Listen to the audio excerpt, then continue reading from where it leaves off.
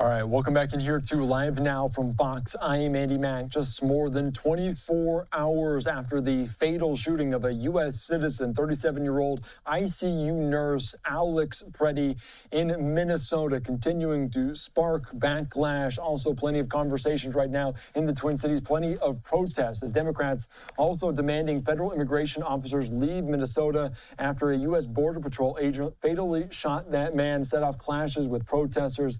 Federal officials say agents fired defensively Saturday morning when Pretti, the 37-year-old, stepped into a confrontation between an immigration officer and a woman off the streets. Officials say Pretti was armed, but no bystander video appears to show him holding a weapon. The Minneapolis police chief said Pretti had a permit to carry that weapon. Let's continue on here on Live Now from Fox and bring into the conversation Jeffrey Halstead, a former Fort Worth police chief and spokesperson for Genasys. Thank you so much for joining us here on Live Now from Fox. And of course, Greg Bovino, the Border Patrol commander, saying the investigation is fully underway right now. He's not really commenting on an exact conclusion, but based on what you've seen, what you've heard over the last 24 hours, what are we looking at? What does this investigation stand?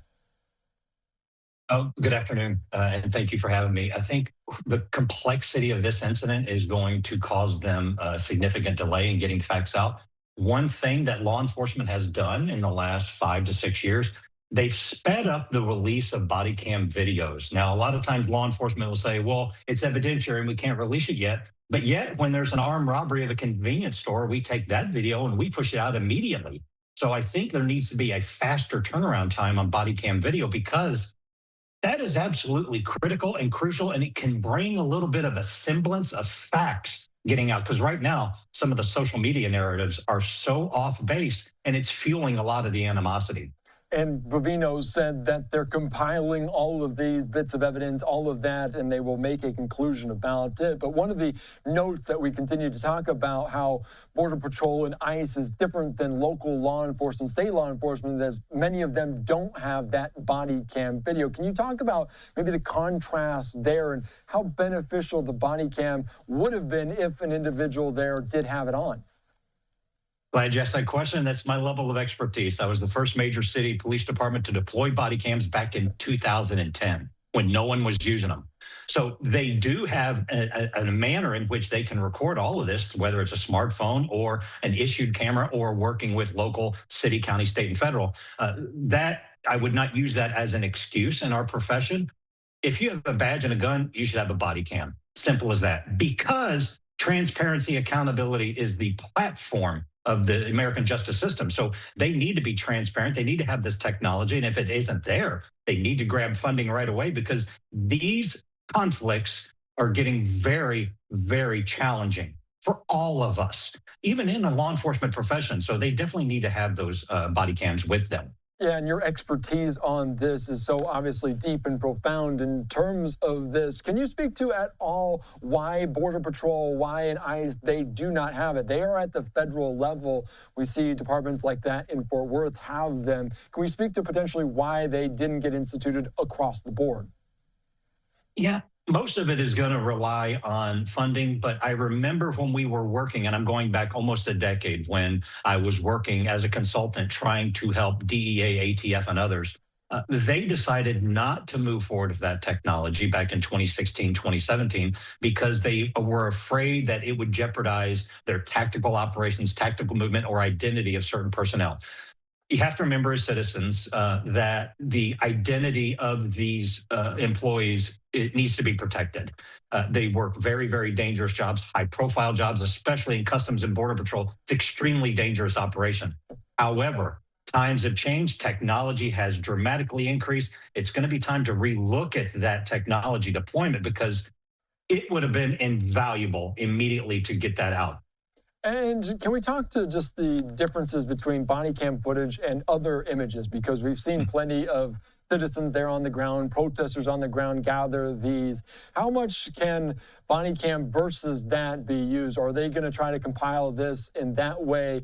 Is there basically everything we need to see based on the fact that there were so many different perspectives and eyewitnesses on the ground? That's true. And some of those videos are extremely grainy and they're very unclear depending on the model of the device that they're filming on. With that said, that the complexity of gathering all of those videos and images and eyewitness interviews, it's going to take so much time that I don't think the public and some of our elected officials on both sides are going to have the amount of patience needed, because this could take months for these facts to get out. But you have to have an entire team.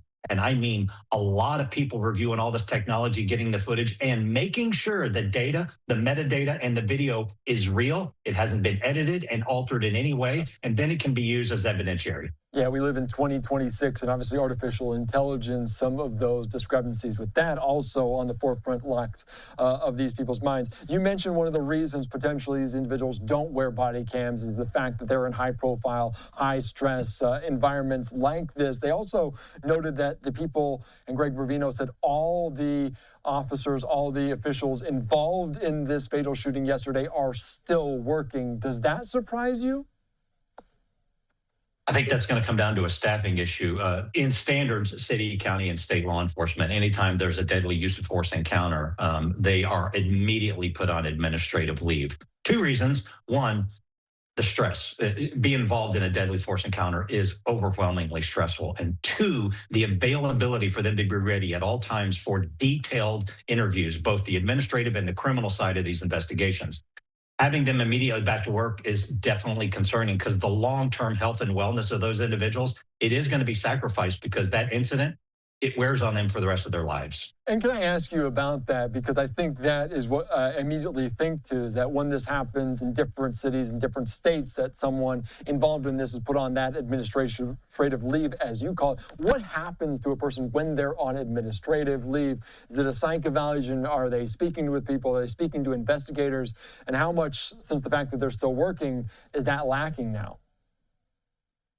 Oh, there's a significant gap there, and I'm glad you phrased it that way, because the best practices is immediately pull them out of active duty for a variety of reasons. One, mandatory psychological counseling evaluation and further counseling. Also, meeting with a chaplain of their choice and making sure they have the confidence of talking about what they're experiencing. And then the nightmares, the night tremors, and the stressors that happens after these incidents, because sometimes the volume of stress can take a week, if not longer, to completely exhaust out of your system.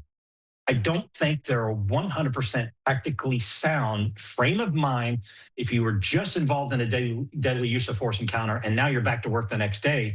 That is not healthy for long-term mental wellness. And that's a priority focus from the International Association of Chiefs of Police, as well as every chief in this country, as well as unions. We need to take care of the wellness of our employees, and putting them immediately back out into harm's way and potentially violent situations is not long-term beneficial for these employees. And no matter what this individual is back at work or not back at work, I imagine the psyche at large, just to be involved in a task force that is doing these immigration operations. Can you talk about that? How much that psyche impacts the rest of a unit, the expansive of a force? I imagine Fort Worth Police, when something happens to an individual, the entire kind of unit, the entire police department is impacted. Can you speak to that? You're right. Everyone is impacted, but let's take it a little bit different on this perspective. So a normal march or protest or things like that, it's really in a semblance of control. When you look at what has been happening in the last few weeks in Minneapolis, it is extremely catastrophic on both sides of these issues. These incidents are shocking to many of us, both in law enforcement and in our community. And they're in an extremely hazardous and dangerous situation every day when they go out to either perform their mission, do crowd control, or participate in a mobile field force, which is the protest response unit. So all of those, a lot of stress, a lot of adrenaline, and a lot of frustration on multiple sides, being yelled at, thrown at, and things, and targeted. It just becomes overwhelming for these employees. And can we speak to a little bit of the investigation into this fatal shooting of Alex Pretti, because a federal judge has ruled that federal officials cannot destroy or alter evidence. Have you ever heard that before? Many, many times. That is a declaration that has to be done. Here is going to be a challenge no one's talking about. They're going to talk about it soon when some of this data comes out. the Department of Justice has approved that their federal law enforcement can actually communicate on a consumer app that is encrypted, but they can delete conversations. So, what happens when they're on Signal or one of these other consumer apps and they're deleting valuable intelligence or information? That becomes an extremely serious issue, credibility issue, and it can jeopardize these cases. I have testified on this across the US. I've become a subject matter expert in this, and it motivated me to develop the most legally compliant communications platform so that can never, ever happen.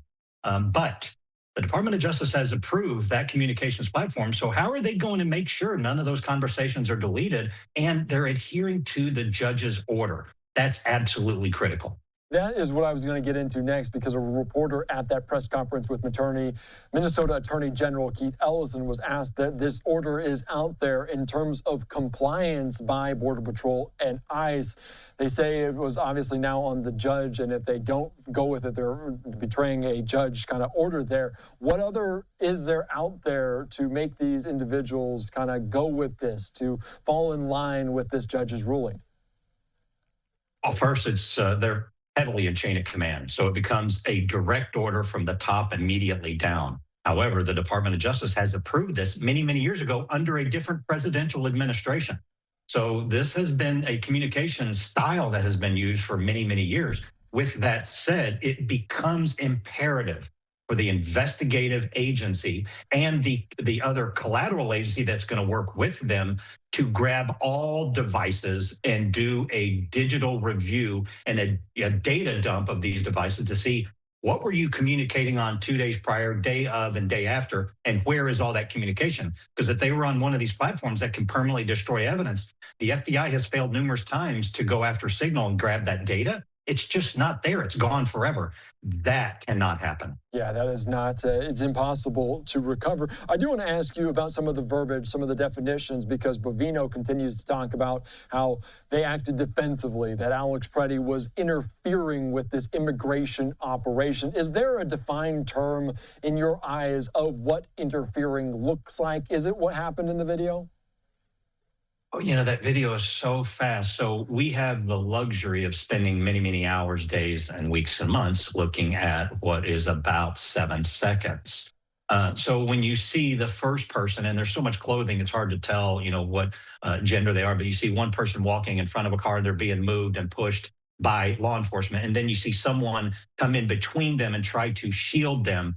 Then it escalates very, very quickly. Now, there were some discretionary strikes. Let me explain that for the viewers. When usually a resisting and or an attempt to control a subject either goes to the ground or is not compliant, a discretionary strike is usually a strike to the torso or the body that can get their hands released, because the hands is what's either going to grab a weapon or become a defensive tactic for the person. So you can see there's a few punches that are discretionary strikes. So that's what he's defining as defensive in nature. With that said, once he is on the ground, it is a mess. You really can't see clearly what's happening. And without any of those officers having body cameras, now you got to rely on all of these distant views and videos that could be grainy to try to evaluate.